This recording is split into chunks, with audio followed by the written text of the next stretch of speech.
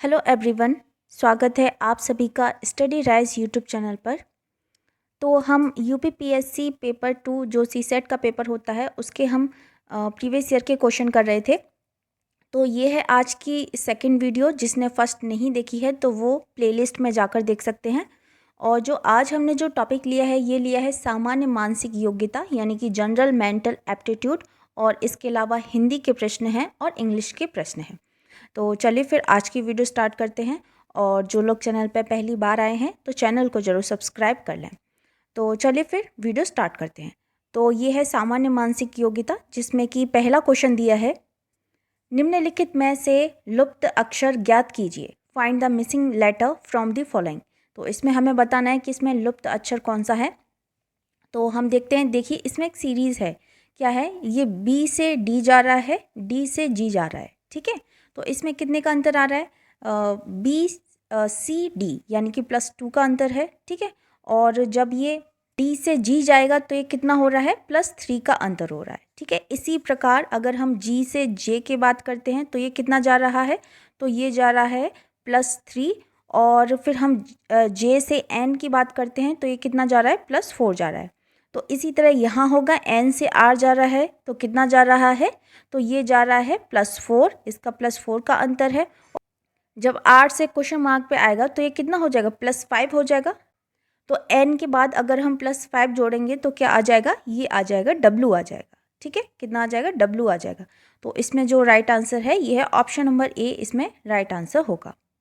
Next question क्यों बढ़ते हैं। क्वेश्चन नंबर 30, यदि गोल्ड को कूट भाषा में होम से प्रदर्शित किया जाता है एवं सन्स को कूट भाषा में टूट से प्रदर्शित किया जाता है तो कोड को कूट भाषा से किससे प्रदर्शित किया जा सकता है? तो कोडिंग डिकोडिंग का प्रश्न दिया गया है। तो इसमें जो सबसे पहले दिया है ये दिया है गोल्ड के बारे में। ठीक है, किसके बारे में?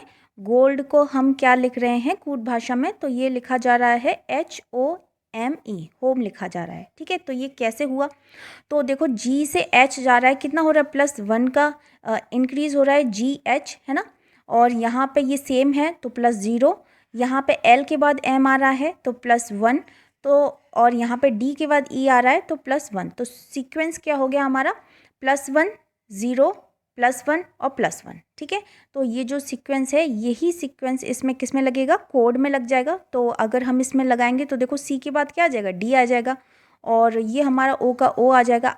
तो R के बाद क्या आएगा? +1 जोड़ेंगे तो कितना आ जाएगा? S आ जाएगा। D के बाद +1 जोड़ेंगे तो कितना आ जाएगा? E आ जाएगा। तो इसमें जो राइट आंसर है ये है ऑप्शन नंबर D, इसमें राइट आंसर होगा। नेक्स्ट प्रश्न की ओर बढ़ते हैं।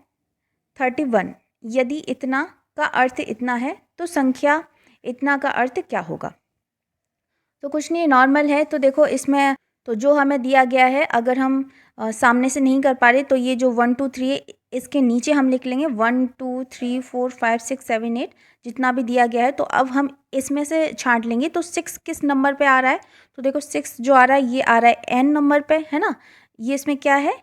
1 2 3 4 5 6, 6 किस पे आ रहा है? देखो 1 2 3 4 5 6 n पे आ रहा है। ठीक है, और यहाँ पे जो क्वेश्चन में दिया है ये 6 दिया है तो यहाँ पे ये कितना आ रहा है? n आ रहा है। 7 पे कौन सा आ रहा है? a आ रहा है। तो जो संख्या दी गई है उसी के अनुसार हम कर लेंगे। तो देखो इसमें जो ये जो संख्या दी है इसका अर्थ क्या हो जाएगा? इसका अर्थ हो जाएगा, ये हो जाएगा ऑप्शन नंबर ए, नेशन हो जाएगा। ठीक है, आप करेंगे तो बहुत ही ईजिली ये सॉल्व हो जाएगा। नेक्स्ट है क्वेश्चन नंबर 32, अंग्रेजी वर्णमाला के 25 वर्ण नीचे व्यवस्थित हैं। तो ये 25 वर्ण दिए गए हैं। यदि सभी वर्णों को वर्णमाला के अनुसार व्यवस्थित किया जाए तो किस वर्ण की स्थिति नहीं बदलेगी? ठीक है, इसमें क्या दिया है? किस वर्ण की स्थिति नहीं बदलेगी। तो जैसे ये 25 हमें ये दिए हैं, ये जो 25 हमें वर्णमाला के जो अल्फ़ाबेट हैं इसको हमें अरेंज करना है। ठीक है, क्या करना है? अरेंज करना है। तो यहीं पे हम लिख लेंगे ABCDE,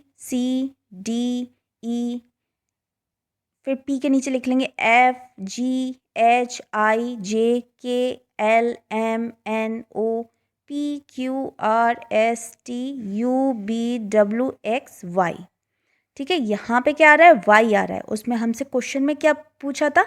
यदि सभी वर्णों को वर्णमाला के अनुसार व्यवस्थित किया जाए, हमने व्यवस्थित कर दिया, ठीक है। तो किस वर्ण की स्थिति नहीं बदलेगी, तो किसकी नहीं बदल रही है, वाई की नहीं बदल रही है ना। तो इसमें राइट आंसर क्या हो जाएगा, वाई इसमें राइट आंसर होगा। क्या हो जाएगा, वाई इसमें राइट आंसर होगा। आई होप ये आपको समझ में आया हो। अच्छा, नेक्स्ट है क्वेश्चन नंबर 33। दिए गए विकल्पों में से विषम चुनिए। अब हमें इसमें विषम चुनना है। विषम कौन सा दिया गया है, तो ये हम सभी का निकाल के देख लेंगे। जैसे जो पहला दिया है LP28, तो L का कितना होता है संख्या, तो ये होती है 12 होती है। और P का कितना होता है, तो ये होता है 16 होता है। 12 + 16 कितना हो गया, 28 हो गया। इसी तरह से हम इसका चेक करेंगे तो G की जो संख्या है वह कितनी होती है, G किस नंबर पे आता है, कौन सी संख्या है, तो ये 7 पे आता है ना, ABCDEFG।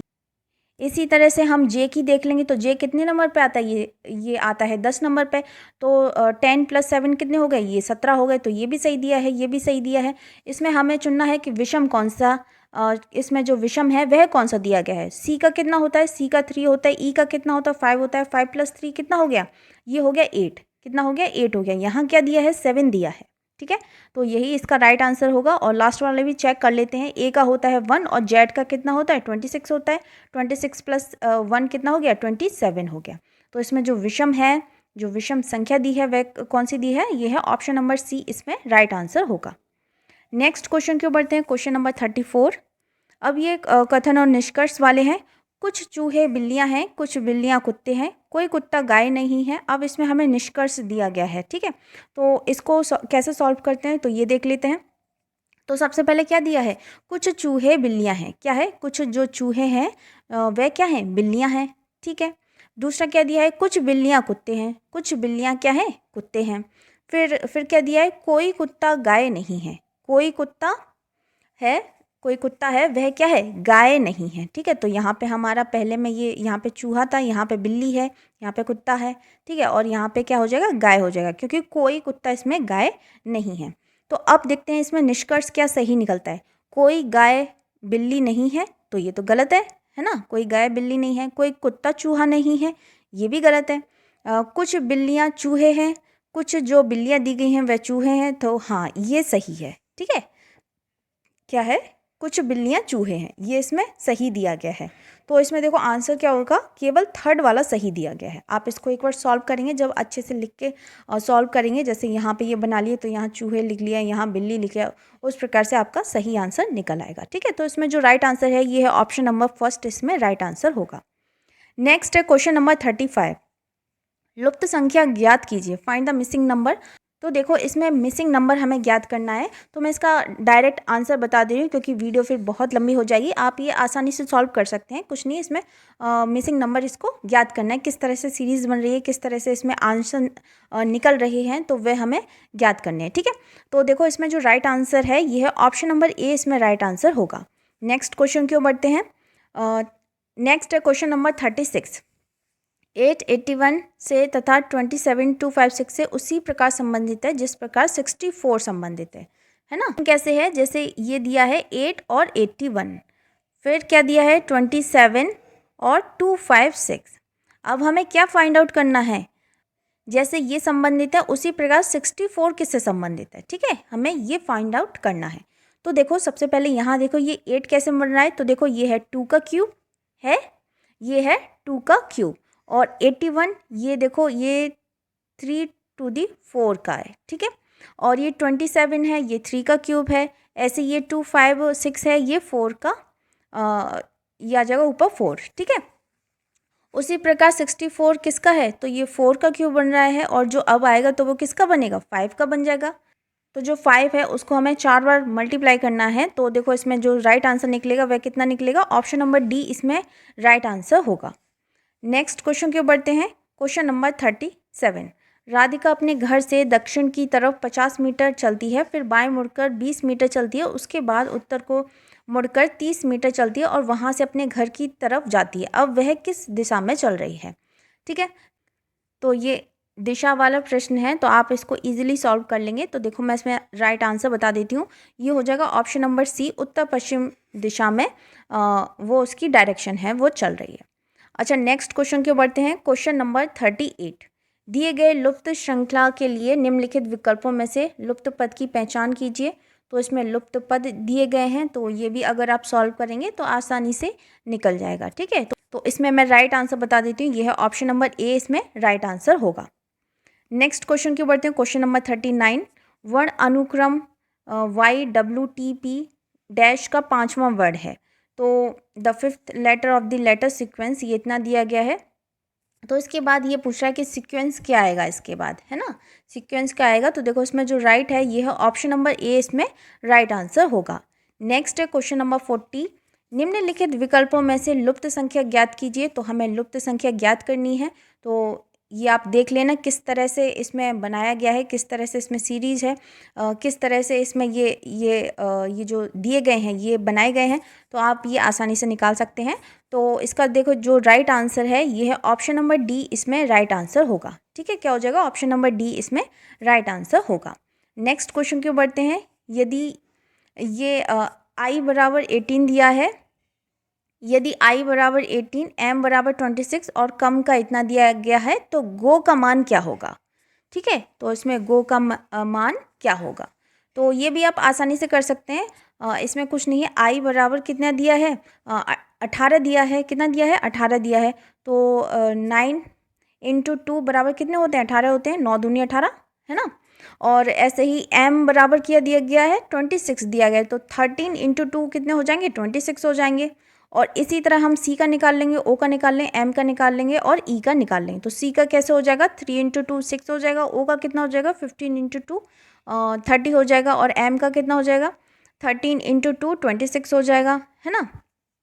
तो ये सभी जोड़ के ये कितना आ जाएगा, e का कितना हो जाएगा, 5 × 2 बराबर 10 हो जाएगा। तो ये सभी जोड़ के कितना आ जाएगा, 72 आ जाएगा। तो हमें गो का फाइंड आउट करना है। तो इस प्रकार से आप निकाल सकते हैं। तो देखो इसमें जो राइट आंसर है ये हो जाएगा ऑप्शन नंबर डी इसमें राइट आंसर होगा। ठीक है, आप करके देखना आसानी से हो जाएगा। नेक्स्ट है क्वेश्चन नंबर 42। एक गुप्त कोड संदेश में होटल को इतना रूप में कोडित किया गया, तो हॉस्टल को क्या कोडित किया जाएगा। ठीक है, तो देखो इसमें जो राइट आंसर है ये हो जाएगा ऑप्शन नंबर बी 474 इसमें राइट आंसर होगा। नेक्स्ट है क्वेश्चन नंबर 43। राजन सचिन का भाई है, ब्लड रिलेशन का क्वेश्चन है। राजन सचिन का भाई है और मानक राजन का पिता है। जगत प्रिया का भाई है और प्रिया सचिन की पुत्री है। जगत का चाचा कौन है। ठीक है, तो ये क्वेश्चन दिया गया है और ये देखो ये इसका सॉल्यूशन है। तो आप इसको देख सकते हैं और अपना जो आंसर है वह चेकआउट कर सकते हैं। ठीक है, ये इसका सॉल्यूशन दिया गया है। अच्छा, नेक्स्ट बढ़ते हैं क्वेश्चन नंबर 44। निम्नलिखित आधार वाक्यों से नीचे दिए गए निष्कर्षों में कौन सा एक वैध निष्कर्ष निकाला जा सकता है। सभी वैज्ञानिक स्नातक हैं, कोई सुपरवाइजर स्नातक नहीं है। ठीक है, तो इसमें ये बताना है कि कौन सा इसमें निष्कर्ष निकाला जा सकता है। तो मैं इसमें डायरेक्ट आंसर बता दे रही हूँ। तो देखो इसका जो राइट आंसर होगा वह हो जाएगा ऑप्शन नंबर सी इसमें राइट आंसर होगा। कोई सुपरवाइजर वैज्ञानिक नहीं है। ठीक है, कोई सुपरवाइजर वैज्ञानिक नहीं है। नेक्स्ट क्वेश्चन क्यों बढ़ते हैं। संलग्न आकृति में समांतर चतुर्भुजों की संख्या है। अब इसमें टोटल कितने चतुर्भुज हैं तो देख लीजिए। दो इसमें देखो जो राइट आंसर दिया गया है ये दिया गया ऑप्शन नंबर 15 इसमें राइट आंसर होगा। ठीक है, आप इसको एक बार चेकआउट कर सकते हैं।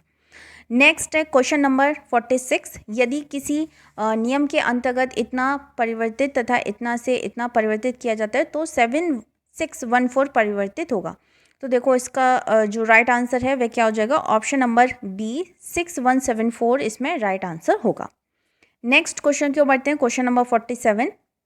निम्नलिखित विकल्पों में से सही विकल्प द्वारा श्रृंखला का पूर्ण कीजिए। तो ये होटल है, ये इसकी संख्या दी गई है 12 और फिल्म की हमें बतानी है। ठीक है, किसकी बतानी है, फिल्म की हमें बतानी है। तो आप ये कर लेंगे आसानी से, है ना। आप इसको ये आसानी से कर लेंगे। कैसे करना है, तो एच का संख्या कितनी होती है, एच की संख्या ये होती है 8। एच कौन से नंबर पे आता है, 8 नंबर पे आता है। ओ की कितनी होती है, 15 होती है। टी की कितनी होती है, 20 होती है। ई की कितनी होती है, ये होती है 5 होती है। और एल की कितनी होती है, तो ये होती है 12 होती है। तो सभी को हम प्लस करके कितना निकलेगा, 60 निकलेगा। और अपन 5 कर देंगे, कितनी है 1 2 3 4 5। ठीक है, अपन 5 कर देंगे तो कितना आ जाएगा, ये 12 आ जाएगा। तो यही दिया गया है। इसी प्रकार इस तरह फिल्म का भी हम कर लेंगे। ठीक है। तो देखो इसमें जो राइट आंसर दिया गया है ये दिया गया ऑप्शन नंबर सी इसमें राइट आंसर होगा। नेक्स्ट क्वेश्चन की ओर बढ़ते हैं। क्वेश्चन नंबर 48, निम्नलिखित आकृति में त्रिभुजों की संख्या कितनी है? तो हमें ये ज्ञात करना है त्रिभुज की संख्या कितनी दी गई है। तो देखो इसमें जो सही आंसर है, जो राइट आंसर दिया गया है ये है ऑप्शन नंबर डी, ये है 26 त्रिभुज इसमें दिए गए हैं। ठीक है, 26 त्रिभुज इसमें दिए गए हैं। नेक्स्ट है क्वेश्चन नंबर 50, वर्ण श्रेणी में ये इतना जो दिया गया है ये सही क्रम में लुप्त वर्ण है इन अ लेटर सीरीज। ये हमें जो मिसिंग है इसको हमें भरना है। तो देखो ये लुप्त वर्ण दिए गए हैं। तो देखो इसमें right answer option number A इसमें राइट आंसर होगा। ये आप देख सकते हैं इसका सॉल्यूशन दिया गया है। अच्छा नेक्स्ट है, ये है क्वेश्चन नंबर 69। अब यहाँ से हिंदी के प्रश्न स्टार्ट होते हैं। तो सबसे पहला जो हिंदी का प्रश्न दिया गया है ये दिया गया है, निम्नलिखित वाक्यों में से एक शुद्ध वाक्य है। तो इसमें से बताइए कौन सा इसमें शुद्ध वाक्य दिया गया है। तो इसमें ऑप्शन दिए गए हैं, कृपया 1 गिलास पानी दीजिए, जो लोग बाहर जाना चाहते हैं वह जा सकते हैं, वह 7वीं कक्षा में पढ़ता है, या सरयू नदी का पाठ बहुत लंबा है। तो इसमें देखो जो शुद्ध वाक्य दिया गया है बिना त्रुटिपूर्ण, तो वह दिया गया है ऑप्शन नंबर ए, कृपया 1 गिलास पानी दीजिए। ठीक है, कृपया 1 गिलास पानी दीजिए, इसमें राइट आंसर ऑप्शन नंबर ए हो जाएगा। नेक्स्ट है क्वेश्चन नंबर 70, निम्नलिखित में से शुद्ध शब्द है। तो इसमें से बताइए कौन सा शुद्ध शब्द दिया गया है। तो देखो इसमें जो राइट आंसर है ये है ऑप्शन नंबर बी, लब्ध प्रतिष्ठ। इसमें राइट जो शुद्ध शब्द है वह दिया गया है। ठीक है। नेक्स्ट है क्वेश्चन नंबर 71, जिसका उत्तर देकर खंडन किया गया हो इस वाक्यांश के लिए एक शब्द है। क्या है? प्रत्युक्त है, विवर्ती है, प्रत्युत्तर है, या फिर प्रत्युच्चार है। तो जिसका उत्तर देकर खंडन किया गया हो उसके लिए एक शब्द है, उसको हम क्या बोलते हैं? तो ये बोलते हैं ऑप्शन नंबर ए, प्रत्युक्त बोलते हैं। क्या बोलते हैं? प्रत्युक्त बोलते हैं। जिसका उत्तर देकर खंडन किया गया हो उसको हम क्या बोलते हैं? प्रत्युक्त बोलते हैं। और स्पष्टीकरण के लिए दिया जाने वाला व्यक्तित्व उसको हम बोलते हैं विवर्ती, और जवाब का जवाब देना इसको हम बोलते हैं प्रत्युत्तर, और पुनः उच्चारण करना इसको हम बोलते हैं प्रत्युच्चार बोलते हैं। ठीक है, पुनः उच्चारण करना। तो इसका जो राइट आंसर है ये है ऑप्शन नंबर ए। नेक्स्ट है क्वेश्चन नंबर 72, इनमें से अरण्य शब्द का पर्यायवाची शब्द है। आभारी है, कांतार है, शस्य है, या फिर कुलीन है। तो इसमें से कौन सा है? ये है ऑप्शन नंबर बी, कांतार हो जाएगा, है ना। अरण्य शब्द का पर्यायवाची शब्द क्या होता है? कांतार। तो कांतार शब्द के अन्य पर्यायवाची शब्द हैं जैसे जंगल, वन, कानन, अटवी, विपिन, अरण्य। ये सब क्या है? ये जंगल के यानी कि कांतार के ये पर्यायवाची शब्द हैं। ठीक है। इसके अलावा जो अदर ऑप्शन दिए गए हैं, तो आभारी के पर्यायवाची शब्द कौन कौन से होते हैं? कृतज्ञ और शुक्रगुजार, है ना। किसी का आभार होना, आभार व्यक्त करना, वही होता है आभारी। तो अनुग्रहित, है ना, ये सभी क्या है? ये पर्यायवाची शब्द हैं आभारी के। कुलीन के क्या होते हैं? शिष्ट, भद्र, शालीन, सभ्य। और शस्य के क्या होते हैं? कृषि, फसल, पैदावार, उपज, खिरमन। ये सभी शस्य के पर्यायवाची शब्द हैं। तो इसमें देखो जो राइट आंसर है वह क्या हो जाएगा? ऑप्शन नंबर बी इसमें राइट आंसर होगा। नेक्स्ट क्वेश्चन की ओर बढ़ते हैं। क्वेश्चन नंबर 73, निम्नलिखित में से एक शब्द की वर्तनी में हलंत संबंधी अशुद्धि है, वह शब्द है।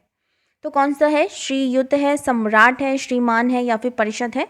तो देखो इसमें जो गलत है, जो अशुद्धि दी गई है, मतलब कि इसमें हलंत लगा दिया है, जिसमें हलंत नहीं होता वह हो जाएगा ऑप्शन नंबर ए, श्रीयुत।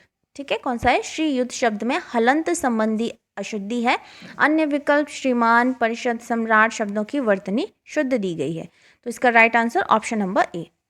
नेक्स्ट क्वेश्चन के बढ़ते हैं। क्वेश्चन नंबर 74, तत्सम तद्भव शब्दों का कौन सा युग्म असंगत है? पत्र, पर्ण, चक्र, चक्का, छत्र, छत, या फिर चैत्र, चैत।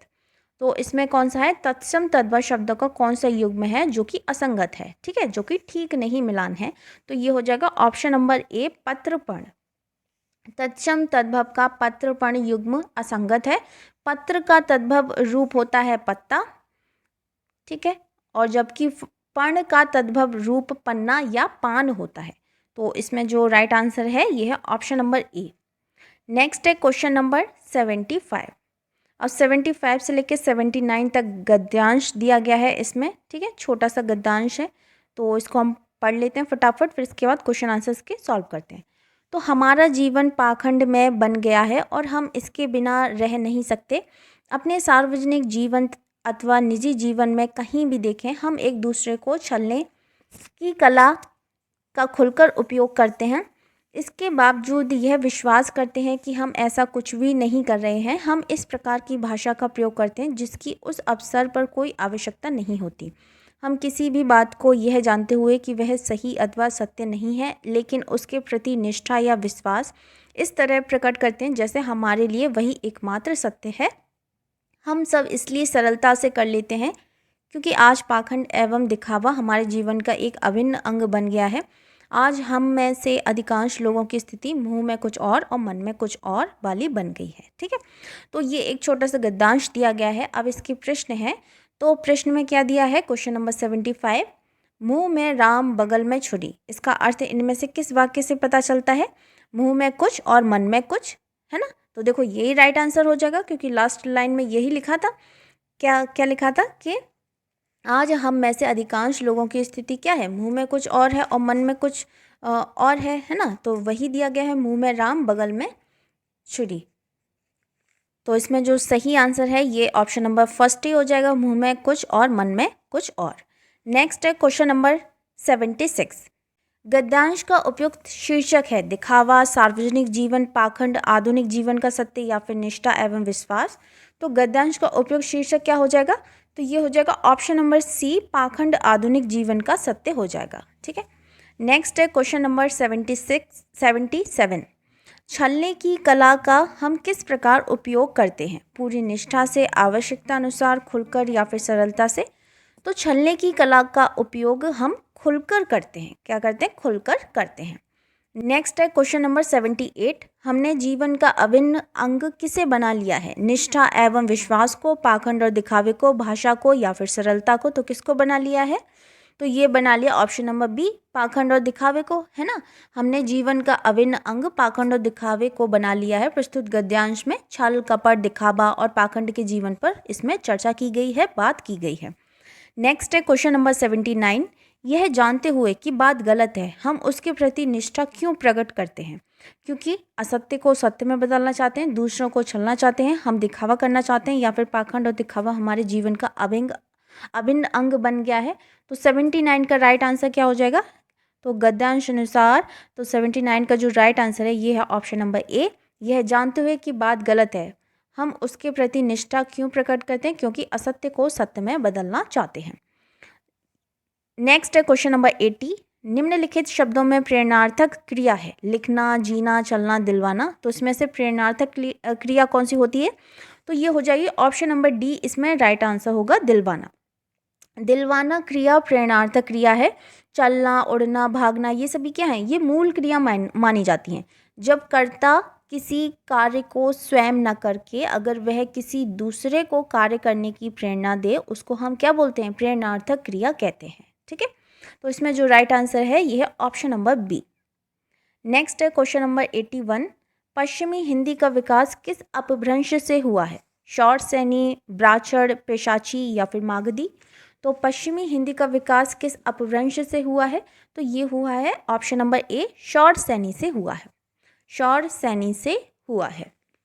तो पश्चिमी हिंदी उपभाषा का विकास शॉर्ट सैनी अपभ्रंश से हुआ है। इसके अंतर्गत कौरवी, ब्रज, हरियाणी, बुंदेली, कन्नौजी बोलियां ये सभी की गणना की जाती है।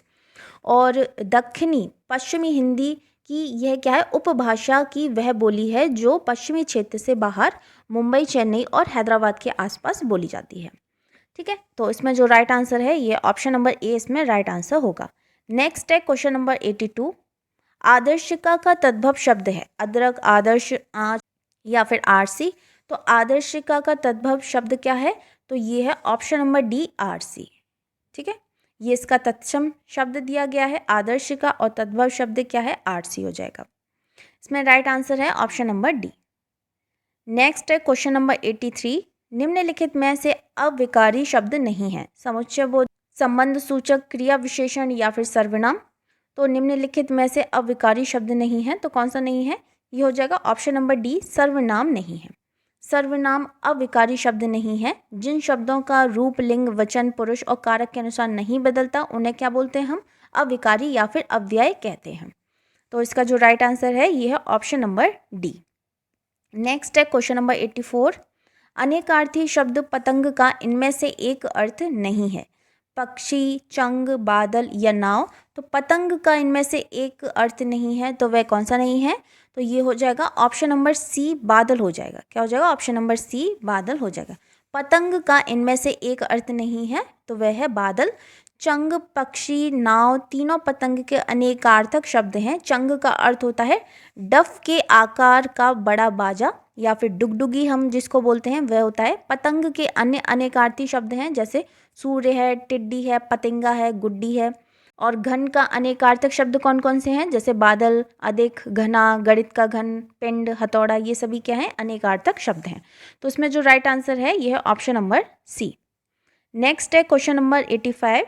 निम्नलिखित में से तत्सम शब्द हैं। दूध है, हाथ है, आम है या फिर काष्ठ है। तो उसमें कौन सा शब्द दिया गया है तत्सम शब्द? तो यह दिया गया है ऑप्शन नंबर डी, काष्ठ शब्द दिया गया है। ठीक है, तत्सम क्या है? काष्ठ शब्द दिया गया है। तो इसमें जो काष्ठ है वह क्या है? ये है तत्सम शब्द। अगर हम इसकी तद्भव की बात कर लेते हैं तो क्या हो जाएगा? ये हो जाएगा काठ हो जाएगा। तद्भव क्या है? इसमें काठ है। और तत्सम शब्द कौन सा है? काष्ठ है। और ये इसमें ये जो आम है ये है तद्भव शब्द है। क्या है? तद्भव शब्द है। और आम का तत्सम क्या होता है? तो ये होता है आम्र होता है। आम्र का तत्सम आम्र होता है। ठीक है। हाथ, हाथ क्या है? ये हाथ तद्भव दिया है। हाथ का तत्सम क्या हो जाएगा? हस्त हो जाएगा। और दूध का तत्सम क्या हो जाएगा? तो वह हो जाएगा दुग्ध हो जाएगा। ठीक है। तो इसमें जो राइट आंसर है वह क्या हो जाएगा? Option number D. नेक्स्ट है क्वेश्चन नंबर 86। इनमें से किन्नर का संधि विच्छेद है। तो इसमें से हमें संधि विच्छेद बताना है। कौन सा इसमें राइट दिया गया है? ये है ऑप्शन नंबर ए, कित प्लस नर, ये क्या हो जाता है? किन्नर। नेक्स्ट है क्वेश्चन नंबर 87। निम्नलिखित में से कौन सा वर्ण तालव्य नहीं है? कौन सा वर्ण दिया गया है वह तालव्य नहीं है? छा है, का है, चा है या फिर झा है। तो ये है ऑप्शन नंबर बी, का है। तो उपयुक्त विकल्पों में से का तालव्य ध्वनि नहीं है। तो इसमें जो राइट आंसर है ये है ऑप्शन नंबर बी। नेक्स्ट है क्वेश्चन नंबर 88। इनमें से मुहावरे तथा उसके अर्थ को सुमेल कीजिए तथा सही विकल्प का चयन कीजिए। तो ये मुहावरे दिए गए हैं और उनके अर्थ दिए गए हैं। तो छाती लगाना, छाती लगाना का क्या हो जाता है? ये हो जाता है ऑप्शन नंबर ये हो जाएगा आलिंगन करना। ठीक है, छाती पर सांप लौटना। तो इसका अर्थ क्या होता है? तो ये होता है ईर्ष्या के कारण व्यथित होना। ईर्ष्या के कारण व्यथित होना। छाती उमड़ना, इसका क्या होता है? तो ये होता है प्रसन्नता से फूले ना समाना। छाती उमड़ना क्या होता है? प्रसन्नता से फूले ना समाना। और छाती फटना क्या होता है? तो ये होता है बहुत अधिक दुख या वेदना होना, छाती फटना, है ना। तो देखो इसमें जो राइट आंसर दिया गया है ये दिया गया है ऑप्शन नंबर बी, इसमें राइट आंसर होगा। नेक्स्ट है, अब यहाँ से हमारे अंग्रेजी भाषा के प्रश्न आ जाते हैं। अंग्रेजी भाषा व्याकरण एवं अवबोध क्षमता। तो पहला ये पैसेज दिया गया है, तो ये पैसेज आपको रीड करना है। ठीक है, ये पैसेज आपको रीड करना है और मैं इसके आपको डायरेक्ट आंसर बता रही हूँ। तो देखो इसमें सबसे पहले जो क्वेश्चन है ये है question number 89। In the light of the passage if there is a strike in a soap factory it may be viewed as. ठीक है, तो इसमें ऑप्शन है a thing not likely to happen, a serious matter, a matter of deep concern या फिर not a serious matter. तो 89 का जो राइट आंसर है ये हो जाएगा option number D, not a serious matter. आप एक बार पैसेज पढ़ेंगे तो फिर आपको समझ में आ जाएगा, इसके क्वेश्चन आंसर आसानी से आप लोग सॉल्व कर लेंगे। नेक्स्ट है question number 90। A strike is generally regarded as a gross violation of rules, an act of indiscipline, an expression of individual freedom या फिर undemocratic act. A strike is generally regarded as, तो देखो इसमें जो right answer है ये option number C, an expression of individual freedom. Next question के बढ़ते हैं, question number 91। According to the author which one of the following best express the industrial society. In an industrial society, power is concerned in the hands of few. In an industrial society, the individual members is not important. In an industrial society, members are dependent on each other, या फिर industrial society is blind to the needs of its member। तो इसमें देखो जो right answer है 91 का जो right answer होगा ये हो जाएगा ऑप्शन नंबर सी, इसमें राइट आंसर होगा। नेक्स्ट है question number 92. The phrase this particular matters refers to the fact that industrial society is highly organized, the suffering of the strikes, the interest of the factory owners या फिर the unity of strikers. तो 92 का जो right answer है यह option number A इसमें सही answer होगा. नेक्स्ट क्वेश्चन की ओर बढ़ते हैं. Question number 93. The author is of opinion that the strikers may be there in the interest of the general good. All strikes are bad.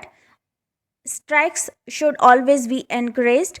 Strikes should be suppressed by all means. तो 93 का जो सही answer है यह option number A इसमें right answer दिया गया है. नेक्स्ट है question number 94. Someone strange or unusual in an amusing way is known as zit, zany, zap या फिर जॉम्बी. तो देखो इसमें क्या है. The correct one word is for the given statement strange on unusual in an amusing way. तो ये हो जाएगा ऑप्शन नंबर बी जैनी इसमें राइट आंसर होगा. ठीक है. जैनी शब्द का हिंदी अर्थ होता है मूर्ख या फिर विचित्र, यानी कि स्टूपिड या फिर फूलिश. ठीक है. प्रश्नगत विकल्पों के अन्य अर्थ क्या है. जिट, जिट माने क्या होता है, ये होता है मुहासा. जैप माने क्या होता है, ये होता है गोली मार देना. और ज़ॉम्बी माने होता है ज़ॉम्बी किसी बीमारी या वायरस की वजह से एक विचित्र तथा डरावना शरीर होना. तो इसमें जो राइट आंसर है यह ऑप्शन नंबर बी इसमें राइट आंसर होगा. नेक्स्ट है question number 95. Which of the following is the meaning of the idiom salt of the earth. A very good and honest person, a useless person, a selfish person या फिर a dry person. तो बताइए 95 का right answer क्या होगा. तो the means of the idiom salt of the earth is a very good and honest person. The given phrase derives from Jesus's sermon on the mount, you are the salt of the earth. है ना. मुहावरा the salt of the earth का हिंदी अर्थ क्या होता है. एक विश्वसनीय, ईमानदार, दयालु तथा महान पुरुष होता है. तो इसमें ऑप्शन नंबर ए इसमें राइट आंसर होगा. नेक्स्ट है question number 96. Fill in the blanks with appropriate preposition. He is junior dash me dash service to in than in या फिर टू बाय. तो क्या आएगा इसमें. फिल इन द ब्लैंक्स में राइट आंसर क्या होगा. हमें करेक्ट एप्रोप्रिएट प्रपोजिशन इसमें फिल करना है. तो करेक्ट जो सेंटेंस है वह क्या हो जाएगा. He is junior to me in service. ठीक है. तो ऑप्शन नंबर ए इसमें राइट आंसर होगा. नेक्स्ट है question number 97. Which of the following is wrongly spelled. इसमें कौन सी जो मीनिंग है वह गलत लिखी गई है, गलत दी गई है. तो देखो इसमें जो गलत जो मीनिंग दी गई है ये दी गई है ऑप्शन नंबर बी इसमें गलत दी गई है. तो देखो इसमें जो राइट मीनिंग होती है तो ये होती है ABSCESS. इसका अर्थ होता है फोड़ा, फुंसी या बड़ा दाना. तो इसमें जो राइट आंसर है ये है ऑप्शन नंबर बी, क्योंकि हमसे रॉन्गली वाला पूछा गया था. नेक्स्ट है question number 98. What is appropriate meaning of the idiom did not always pick whole.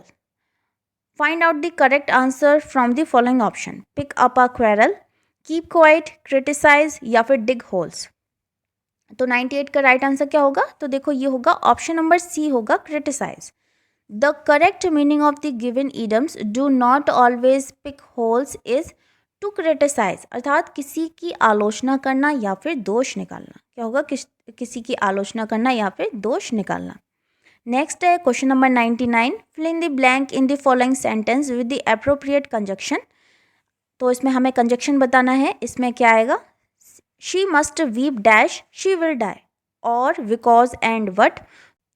तो करेक्ट कंजक्शन इसमें कौन सा आएगा. ये आ जाएगा और आ जाएगा. क्या आ जाएगा. और आ जाएगा.